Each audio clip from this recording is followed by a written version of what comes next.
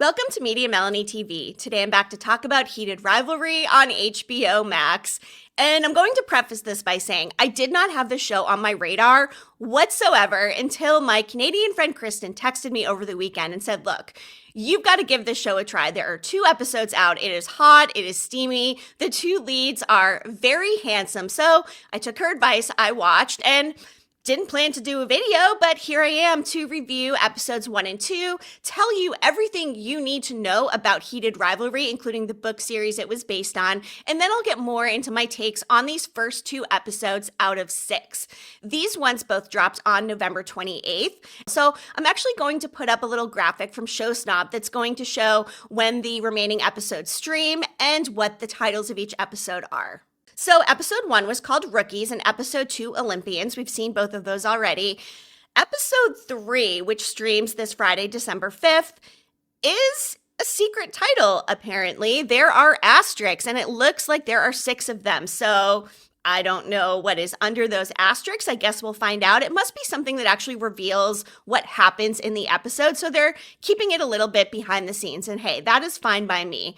Episode 4 is called Rose, episode 5, I'll Believe in Anything, and episode 6 is called The Cottage. So what hopefully will be a multi-season show will wrap up its season 1 on Friday, December 26th, the day after Christmas. And speaking of Christmas, you may notice I've got my background decorated here. I love the holidays. I'm actually going to have my 12 Days of Bingemas video coming out pretty soon, so be sure to hit the subscribe button so you don't miss it. I'm going to link my 2024 version here. It was very fun and interesting, so definitely give that a watch. And in terms of other shows that I'm covering right now, finishing up It, Welcome to Derry. Amazing show for all the horror fans out there. And I recently finished season 2 of Maxton Hall, which is another one of these teen and young adult dramas. So if you were watching Maxton Hall along with me, I highly encourage you to give Heated Rivalry a look. And that also goes for if you like The Summer I Turned Pretty, The Buccaneers, any of these teen and young adult dramas, because this one falls right into that category. And I'm kind of going to gauge if anybody else is interested in talking about this show with me to determine if I'm going to come back and cover the rest of the season. So if you're enjoying the show, if you're watching the video, definitely drop a comment and let me know what you think so far. And if you'd be interested in more videos to cover the full 6 episodes of season 1. New episodes are streaming on Fridays at 12 a.m. Pacific time, 3 a.m. Eastern time. And shocker, this is yet another TV show which is adapted from books. The Game Changer series by Rachel Reed. Heated Rivalry is actually the second book in this sports romance series, and it was published in 2019. There are 6 of these books in total, with the most recent one published in 2022 called The Long Game. And speaking of the books, I'm actually going to drop them down here in the video. You can shop the books directly here. And yes, I may earn a commission, which by the way is a great way to support one of your favorite TV content creators. So thanks for that. And if you see any other products you like down there, enjoy. And I'm just going to say, I haven't read these books. Obviously, I didn't even know that they existed. And I don't know if sports romance shows are normally my thing. I actually can't think of another sports romance show that I've really watched, but I'm a sports fan. I actually work for the San Diego Padres, and I stage manage a bunch of other live sports. I just did soccer last weekend. I've done pickleball, basketball, hockey, all the different sports. So this actually falls in line with my interests. And I've also got to say, the last show I watched with hockey-centric storylines was called A Million Little Things on ABC. I absolutely loved that show. It was more of an adult drama, but one of those shows where you're like crying at every episode. But the undercurrent of it was a lot of the Boston Bruins. And here in Heated Rivalry, there is a Boston hockey team. Now, the books take place between 2008 and 2017, and just in episodes 1 and 2 alone, we got 6 years of this story. And I think one of the things that maybe, I don't know, it didn't necessarily bother me, but it took place over a lot of years. And some of the years we got a pretty meaty storyline, but some of the others were a little bit glossed over. But I imagine that is because there are only 6 episodes. They have to increase the pace a little bit to get wherever they're going. And the first 2 episodes really did a great job of laying the groundwork of what we can expect in this secret relationship between these 2 hockey players. A big theme of the show is duty versus appearance. Both of these young hockey players have a crush on each other, they're into each other, and they meet on the hockey circuit. Now, I should also say this series was written and created by Jacob Tierney, who actually played a role on Are You Afraid of the Dark, which was a show that I loved on Nickelodeon growing up, and he's also known for Letterkenny. And in terms of our two lead characters, we have Shane Hollander, who is an Asian American hockey player with parents who are definitely driving him to succeed, from the food he's eating to the appearance that he is keeping. And supposedly he's one of the best hockey players, if not the best out there. Shane Hollander is played by Hudson Williams. The other lead character is Ilya Rozanov. He's a Russian hockey player played by Storrie. And given the show has a very heavy LGBTQ storyline, our Russian character is from a country where typically same-sex relationships are not supported. He's got a domineering father who also seems to be struggling with some sort of like memory or dementia issues. And then he's also got this brother who's always like calling him asking for money. Not sure exactly what the money's for yet. Maybe it has something to do with the dad. I don't know. Maybe he's a degenerate. I'm sure we're going to find out more context about Ilya's family. But because he does have a lot of pressure on him from his family, and also Shane, just kind of in different ways, the relationship and the interest that they have in each other is something that they definitely have to keep behind closed doors. Yes, it was really only the early 2000s, so not that long ago, but in sports in general, it is not necessarily very, well accepted to have same-sex relationships, especially in the sport among two of the top athletes. And I'm thinking the rest of the story is going to explore them getting caught eventually. Right now, they're definitely doing all they can to hide it. And I will say that Hollander's character is definitely a little bit more concerned about hiding it than Ilya's is. But let me tell you, these scenes between them when they do get together, they are pretty graphic. And I'm just going to say like bordering on softcore at times. So if that sort of content is not your thing, you probably don't want to watch. If I'm equating it to another show I've watched recently, for anybody who took in Hunting Wives on Netflix, that was actually a same-sex woman relationship, and it didn't involve sports at all, but I will say the salacious nature of it kind of rings true here in Heated Rivalry as well. And the name of the show itself, Heated Rivalry, I mean, the heat, yes, is on the hockey rink, but it's also between these two athletes. Their chemistry is palpable. And having just come off covering Maxton Hall with the lead characters, James and Ruby, who you can like feel the electricity every single time they touch. And because this relationship here in Heated Rivalry is like more forbidden and there's more at stake, it feels even more like fiery and hot. But what I think is really cute is they love to hate each other, Shane and Ilya. They're kind of like, I guess I would frame them as frenemies with benefits. And it seems like the timing is always off on one side. One wants it more at one point, one wants it more at the other point. They exchange a lot of text messages, and they're not even necessarily on screen a lot together in the first two episodes. But I actually like the way that builds the tension and the yearning of it all between these two men. Now, something that I wouldn't mind is a little bit more character development with the other hockey players. We do see at one point Shane goes over another player's family's house. And I've also just got to wonder, with a lot of these other players having spouses, having families, are they kind of wondering, like, why is Shane not in a relationship? And I mean, I guess same with Ilya, right? They're both very focused on sports. And of course, the Olympics comes into play at one point. So it may not necessarily be a red flag amongst the other players, but I would like to see more of the other players. And speaking of some of the other cast, for all my fans of Yellow Jackets out there, and yes, I'm going to cover season 4 here on the channel when it comes out in 2026, we actually have 2 cast crossovers here. Francois Arnaud, who plays Ben's boyfriend in Yellow Jackets, is one of the teammates here in the show. But also, Sophie Nélisse, our girl Shauna in Yellow Jackets, plays a character named Rose, who we have not met yet, but there is an episode titled Rose. So I imagine it's going to be very focused on her. And I'm wondering, again, I didn't read the books. I don't know what the storyline is. Is she going to play a girlfriend in title only that will act as kind of a facade to allow Ilya and Shane to get together? Or is she going to be in a relationship with one of them and have no idea that they are in fact seeing each other behind the scenes? And when that does get revealed, I imagine that could cause a lot of issues in a relationship. And I surmise at one point here during season 1, or maybe it will be a cliffhanger, they're going to get caught and potentially get caught by the wrong person who may not be supportive of same-sex relationships, or because they are such high-profile athletes, use it as a way to gain some sort of notoriety in the press by bringing the story out. Will a press person catch them? Will they be trying to be secret and furtive and have some sort of moment in a place where somebody walks in on them?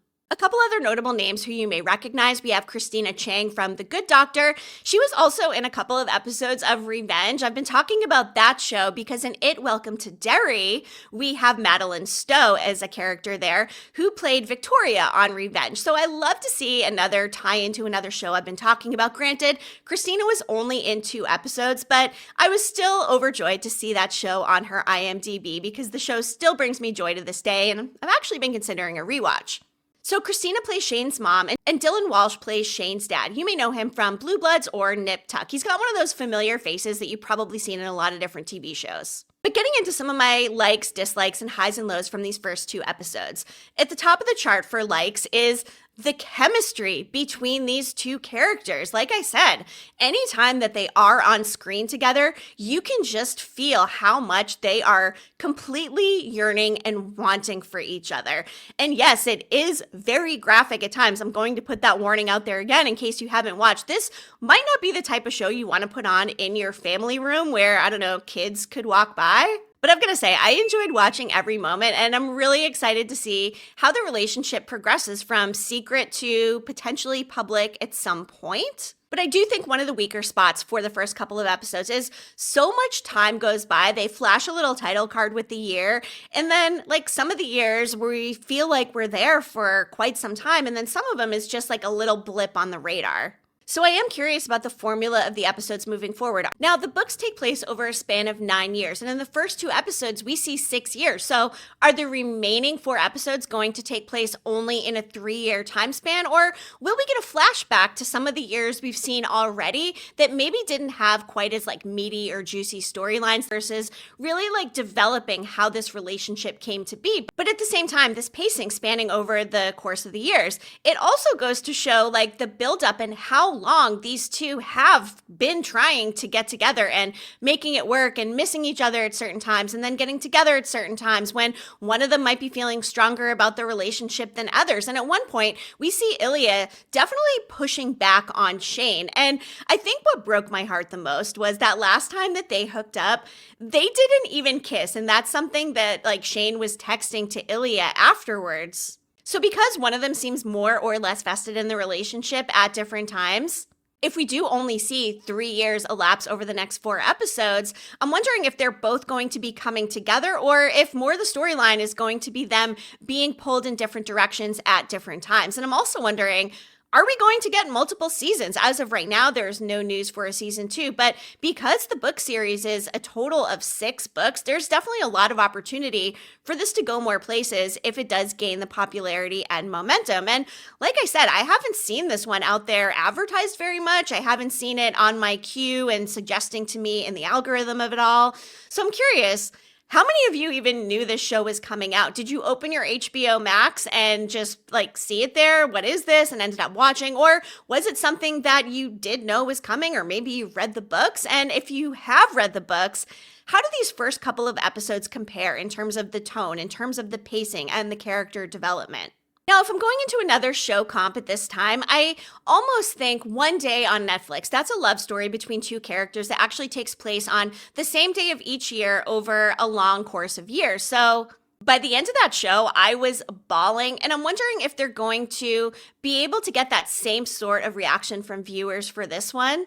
Sometimes it can be hit or miss when things span over that course of years because you're not necessarily getting like the day in, day out relationship of it all. You're getting, oh, here's 2008, here's 2011, here's 2014. It almost feels like a little bit too much jumping around. But to my point of there being 3 more years that we haven't seen in the first 2 episodes, hopefully it will be grounded in those 3 years and really dive a little bit deeper into when they hopefully finally are actually taking their relationship to the next step. And I guess the big question of all this season as well, are they going to go public at some point? And if they are outed, is it going to be by their own choice? Or is somebody going to discover that they are in this forbidden relationship and put it out there in the press in a negative sort of way? And if so, is that going to impact their careers? Ilya's Boston team at one point wins the Stanley Cup. And I actually thought when he made the comment when Ilya and Shane were together and he said, you don't even know how good it feels to touch the cup, and sort of sexualizing this accomplishment and how insane it must feel to perform at that high level and then get the ultimate crown or cup, if you will, for whatever sport you're undertaking. But also, I just like the dynamic between these two men because they really couldn't be more different. Ilya has a lot more experience, or at least some experience, being with other men, whereas Shane really doesn't have a lot of experience sexually at all. In fact, I mean, I don't even know if he's been with a girl before. There was a moment in there when Ilya was asking him to do something, and it's something that he had never done before. And I'm not going to get too into it because it is a little bit graphic, but Shane is really presented to be this upright, upstanding, I'm on a macrobiotic diet, I'm doing everything right, but then behind the scenes doing something that other people don't necessarily view as right. There is a reference at one point in the Olympic episode by one of Shane's teammates, and he's talking about male figure skating and how you've got to be brave to do that sort of thing because, yeah, I mean, a lot of male figure skaters probably are gay. I imagine it's going to bust everything wide open when this relationship is discovered. And I don't know if the teammates are going to be supportive of them being together, or is it going to be something where they get found out and then like Ilya ends up pushing Shane away because he can't afford to be branded a certain way, especially with the way his family is in Russia. Another moment that like tore me up was when Shane's like, hey, do you have to go back to Russia? And you could tell that Ilya was considering it, but he's like, no, I mean, that's my home. That's where I have to go. But it seems like anytime he goes back there, he's suffering in some way with his dad, who obviously is going through something right now. And Ilya is not there to really be there on the day-to-day to help or witness it. But he's sending all this money back to his brother, who just like looks absolutely terrible. And then at one point, we also meet the son of Ilya's longtime coach growing up, who was Ilya's first experience being with another man. And he definitely turned him down at one point at the party when they were at the Olympics. And I think a lot of that has to do with the family pressure and also the fact that, yes, he wants to be with Shane, but he's also having this battle in his head, like, should I or shouldn't I? Is this a bad thing? And he really like retreats back in their text messaging, and even the way that they have to hide each other's names in the text messaging. And at one point in the locker room, the other teammate says to Ilya, wow, this girl's really getting you all riled up. And the fact that we all know it's not a girl and the viewers know the secret and are in on it, but everybody else in the show isn't, I kind of like that dynamic. But back to the hockey coach's son for a moment too. If I'm just guessing, he seems like that he is very out.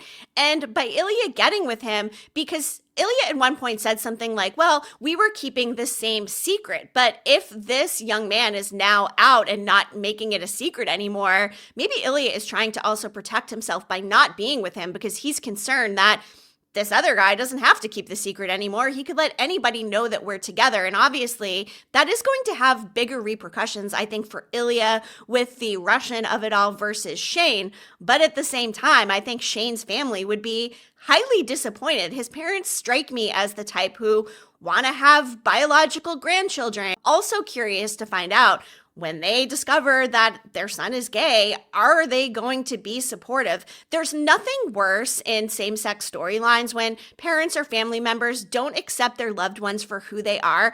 Why can't we all just let everybody else be? How does it affect you because of who somebody else loves or decides to be with? That absolutely just drives me crazy. It always has. So the way that this is portrayed, and however season 1, if there are multiple season, ends, has a lot to explore just in the relationship itself, but also the overarching themes of being accepted in same-sex relationships. But overall, I love the rivalry of it all, the fact that they are getting together when they are absolute rivals, both at the top of their game, and when they're playing each other. I loved that.